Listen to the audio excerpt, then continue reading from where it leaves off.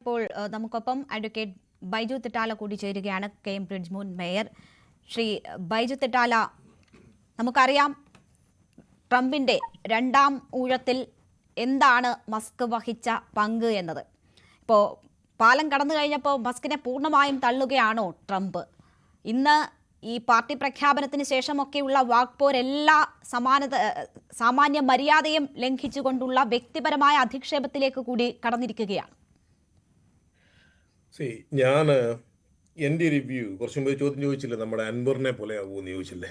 അതായത് ഇത് അൻവറിൻ്റെ അടുത്ത് പോലും എത്തില്ല എന്ന് വിശ്വസിക്കുന്ന ഒരു രാഷ്ട്രീയ വിദ്യാർത്ഥിയാണ് ഞാൻ.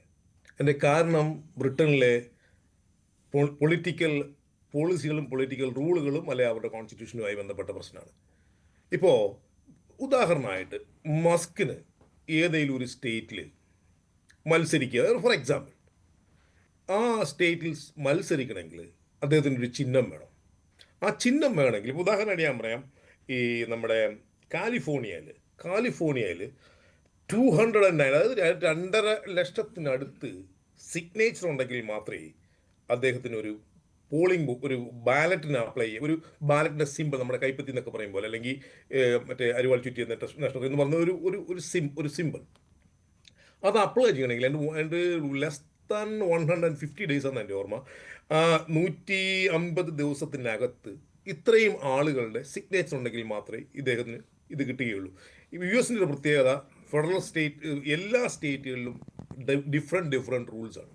അപ്പോൾ അതിൽ ടെക്സാസിൽ 130,000, അതുപോലെ ഫ്ലോറിഡയിൽ 104, 1.5 ലക്ഷം ആളുകൾ വോട്ട് സപ്പോർട്ട് ചെയ്താൽ മാത്രമേ ഈ ഇലക്ഷൻ്റെ ചിഹ്നം കിട്ടുകയുള്ളൂ. അത് ടെക്സസിൽ 70 ദിവസത്തിനകത്ത് ഈ ഡോക്യുമെൻ്റ് സൈൻ ചെയ്ത് കൊടുക്കണം. ഇത് പ്രായോഗികമായും ഈ ഇപ്പോഴത്തെ സെറ്റപ്പിൽ നടക്കുന്ന ഒരു കാര്യമെന്ന് എനിക്ക് തോന്നുന്നില്ല. പിന്നെ 2, ഈ അമേരിക്കയുടെ ഒരു പൊളിറ്റിക്കൽ ഹിസ്റ്ററി എടുത്ത് പരിശോധിക്കുമ്പോൾ കൃത്യമായി നമുക്ക് മനസ്സിലാക്കാൻ പറ്റുന്നത് അതൊരു 2 പാർട്ടി പൊളിറ്റിക്കൽ സിസ്റ്റമാണ്. ഈ എന്തുകൊണ്ടാണ് ഇപ്പോഴും ഈ 2 party system? Unlike in Britain we have multi party. ഇവിടെ മോർ ദാൻ 2 കൂടുതൽ പാർട്ടിയുണ്ട്. ഡൊമിനൻ്റായ പാർട്ടി 2 ആണെങ്കിൽ പോലും. അപ്പോൾ അതിൻ്റെ ഒരു കാരണം എന്ന് പറയുന്നത്, ക്ലാസിക് എക്സാമ്പിൾ 1992 റോസ് പെട്രോയുടെ ഇൻഡിപെൻഡൻ്റ് ഇലക്ഷൻ എടുത്ത് പരിശോധിച്ചാൽ മതി. അദ്ദേഹം അതിൽ കിട്ടിയ വോട്ട് ഏതാണ്ട് 20 മില്യൺ വോട്ടാണ് അദ്ദേഹത്തിന് കിട്ടിയത്. ഒരു സീറ്റ് പോലും കിട്ടിയില്ല. 20 മില്യൺ വോട്ട്സ്. അപ്പോൾ അതിൻ്റെ കാരണം ആ ഇലക്ട്രൽ സിസ്റ്റം സ്ട്രെച്ച് ചെയ്ത് വെച്ചത്. ഉദാഹരണം ഇപ്പോൾ ക്ലാസിക് എക്സാമ്പിൾ, ഒരു സ്റ്റേറ്റിൽ മജോറിറ്റി വോട്ട് കിട്ടുന്ന ആൾക്ക് മൊത്തം സീറ്റും പോവുകയാണ്. അപ്പോൾ അതുകൊണ്ടാണ് ഈ 20 മില്യൺ വോട്ട് കിട്ടിയിട്ടും ഒരു ഇമ്പാക്റ്റും ഇല്ലാതെയായി പോയത്. അപ്പോൾ പിന്നെ ഇതിനകത്ത് ഏറ്റവും ഗുരുതരമായ വലിയ പ്രശ്നമായി എനിക്ക് തോന്നുന്നത്, ഈ വെസ്റ്റിലെ ഇലക്ഷനെല്ലാം ഒരു media, political debate, channel debate ഒക്കെ കൂടി. അപ്പോൾ ബ്രിട്ടനിലാണെങ്കിൽ പോലും. അപ്പോൾ ഈ ചാനൽ ഡിബേറ്റിൽ ഒരു രാഷ്ട്രീയ പാർട്ടിയുടെ നേതാവിന് പങ്കെടുക്കണമെങ്കിൽ അത് വളരെ കൃത്യമായി റെസ്ട്രിക്റ്റ് ചെയ്തിരിക്കുകയാണ്. ഏതാണ്ട് ഇത്ര പെർസെൻറ്റേജ് ഓഫ് വോട്ടേഴ്സ് ഉണ്ടെങ്കിൽ മാത്രമേ they will even let you participate in that debate. അപ്പോൾ ഇത് കഴിഞ്ഞ പ്രാവശ്യത്തെ ഇലക്ഷൻ്റെ മുമ്പത്തെ പ്രാവശ്യം ഇലക്ഷൻ ലിബറൽസ് അവരുടെ ഒരു ഓപ്പൺ കോൾ, ഞങ്ങളെ ചാനൽ ചർച്ചയ്ക്ക് പങ്കെടുപ്പിക്കണം എന്നുള്ളതായിരുന്നു. എല്ലാ മീഡിയകളും കൃത്യമായത് റെസ്ട്രിക്റ്റ് ചെയ്ത് വെച്ചിരിക്കുകയാണ്. അപ്പോൾ കൃത്യമായും ഇത്രയും റെസ്ട്രിക്റ്റ് ചെയ്ത് വെച്ചിരിക്കുന്ന സ്ഥലത്ത് ഇവരുടെ ഇൻഫ്ലുവൻസ് ഉണ്ടാകാൻ പോകുന്നില്ല. ഇൻഫ്ലുവൻസ് ഉണ്ടായാൽ മാത്രമേ ഇവർക്ക് ഡിബേറ്റിൽ പങ്കെടുക്കാൻ പറ്റുള്ളൂ.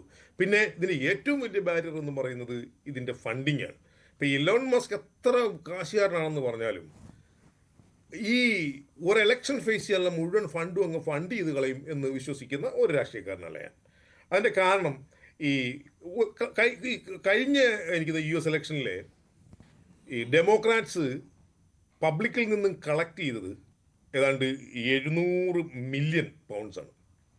അതേ സ്ഥാനത്ത് അവിടെ ഉണ്ടായിരുന്ന ഈ ചെറിയ പാർട്ടികൾ കളക്ട് ചെയ്തത് എങ്ങാണ്ട് 3.5 മില്യനോ അങ്ങനെ വളരെ തുച്ഛമായ ഒരു എമൗണ്ട്. ആ എമൗണ്ട് കൃത്യമായി ഫണ്ടിങ്ങിലെ ഇലക്ഷൻ നടക്കില്ലല്ലോ. അപ്പോൾ അതിൽ ഇദ്ദേഹം മുഴുവൻ പ്രൈവറ്റായി ഫണ്ട് ചെയ്യും എന്നാണ് പറയുന്നതെങ്കിൽ ഞാനത് വിശ്വസിക്കാൻ തയ്യാറില്ല. അത് പ്രായോഗികമായും നിയമപരമായും അത് US നടക്കില്ല എന്നുള്ളതാണ് എൻ്റെ കാഴ്ചപ്പാട്. പിന്നെ അപ്പോൾ നമ്മൾ പറഞ്ഞു വരുന്നത്, ഇതിനകത്ത് യഥാർത്ഥ ഒരു പ്രശ്നം, ട്രംപ് അൺപോപ്പുലറാണ്. ആ കാര്യത്തിൽ ഒരു സംശയമില്ല. ഇപ്പോൾ നമ്മൾ ചർച്ചയ്ക്ക് വരുമ്പോൾ ഞാൻ ഡ്രൈവ് ചെയ്യുമ്പോൾ നോക്കുമായിരുന്നു, എൻ്റെ 57% ആണ് ഈ പുള്ളിക്കാരൻ്റെ ഇപ്പോഴത്തെ ഡിസ്പ്രൂവൽ റേറ്റ്. അത് ചിലതിൽ 60% കണ്ട്. പ്രത്യേകിച്ച് ഈ പുതിയ ബില്ല്, അതായത് ഈ ബ്യൂട്ടിഫുൾ ബില്ലാണോ അതോ നാസ്റ്റി ബില്ലാണോ എന്നുള്ളത് അവിടെ നിൽക്കട്ടെ. അപ്പോൾ അത്രയ്ക്ക് ഗുരുതരമായ ഒരു പബ്ലിക് ഔട്ട്ക്രൈ അഗെയിൻസ്റ്റ് ട്രംപ്. അപ്പോൾ ആ സാഹചര്യത്തിൽ ട്രംപിൻ്റെ പോപ്പുലാരിറ്റി കുറയ്ക്കാൻ എലൻ മസ്കിനെ കൊണ്ട് സാധിക്കുമോ എന്നുള്ളതാണ് ഇപ്പോൾ അദ്ദേഹം ശ്രമിക്കുന്നത്. ഇപ്പോൾ ഞാൻ പണ്ട് ചെറുപ്പത്തിൽ കണ്ട ഒരു സിനിമ ഞാൻ ഓർക്കുകയായിരുന്നു. അതായത് എനിക്ക് വീട്ടിൽ കാശ് ചോദിച്ചു, സിനിമ കാണാൻ, സിനിമ പൈസ തന്നില്ല, ഞാൻ അപ്പോൾ പോയി നെക്സ്റ്റ് വാരി ചേർന്നു എന്ന് പറയുന്ന ഒരു സെനാരിയോ പോലെ എനിക്ക് തോന്നുന്നത്. കാരണം ഇവർ തമ്മിൽ hand in glove, they were join hits, they were the people who led the campaign. അവർ തമ്മിൽ ഡിസഗ്രിമെൻ്റ് ഉണ്ടാകുന്നു, ഉടനെ അദ്ദേഹം പോയി വേറൊരു പാർട്ടി ഉണ്ടാക്കുന്നു. എൻ്റെ വിശ്വാസം ഇദ്ദേഹത്തിൻ്റെ പാർട്ടിക്ക് കൃത്യമായി മത്സരിക്കാൻ പോലും പറ്റില്ല. അഥവാ മത്സരിച്ചാൽ ഒരു പക്ഷേ റോസ് പെട്രോ 1992 എത്തിയ അവസ്ഥയിലേക്ക് പോലും എത്തില്ല എന്ന് വിശ്വസിക്കുന്ന ഒരാളാണ് ഞാൻ. ഇനി അഥവാ വന്നാൽ ആ വരുന്ന വോട്ടുകളിൽ കൃത്യമായി വോട്ട് ചെയ്യാൻ ആ വോട്ടുകൾ, ഒരു കാര്യം ഉറപ്പാണ്, വോട്ട് പോകുന്ന സ്വാഭാവികം കൺസർവേറ്റീവിൻ്റെ റിപ്പബ്ലിക്കൻസിൻ്റെ വോട്ടായിരിക്കും. റിപ്പബ്ലിക്കൻ്റെ വോട്ടിൽ ഷെയറിൽ ഡിഫറൻറ്റ് ഉണ്ടാകും. പക്ഷേ അതെങ്ങനെ പ്രായോഗികമായി നടക്കും അത് മനസ്സിലാക്കണമെങ്കിൽ ഈ കഴിഞ്ഞ ഇലക്ഷനിലെ അല്ലെങ്കിൽ മുമ്പത്തെ ഇലക്ഷനിലോ ഗ്രീൻ പാർട്ടിയുടെ ഷെയറും അല്ലെങ്കിൽ ലിബറൽസിൻ്റെ ഷെയറും ഒക്കെ നോക്കിയാൽ മതി. അപ്പോൾ എൻ്റെ ഒരു കാഴ്ചപ്പാട് it's not going to make any impact. And ഈ ട്രംപ് അധികാരത്തിൽ വന്ന് ആ ദിവസങ്ങളിൽ എൻ്റെ ഒരു സുഹൃത്ത്, അദ്ദേഹത്തിൻ്റെ വേറൊരു സുഹൃത്ത് ഞാൻ കണ്ടുകൊണ്ടിരിക്കുകയാണ്, 6 മാസത്തിൽ കൂടുതൽ ട്രംപും മസ്കും തമ്മിൽ ഒന്നിച്ചു പോയാൽ ഞാൻ നിനക്ക് ചെലവ് ചെയ്യാം എന്ന് പറയുന്നത് പന്തായം വെച്ചത്. ഇപ്പോൾ കഴിഞ്ഞ ദിവസം പറയായിരുന്നു ആകാശം പോയി. കാരണം ഇവർ തമ്മിൽ ഒരു കാരണവശാലും കണ്ടിന്യൂസ്, കാരണം ട്രംപിൻ്റെ ഒരു പൊളിറ്റിക്കൽ ഹിസ്റ്ററി അതാണ്. അതായത് ആരുമായി സഹകരിക്കില്ല, ആരുമായി ഒന്നിച്ചു പോകില്ല, എവിടെ പോയാലും പ്രശ്നം ഉണ്ടാക്കുക.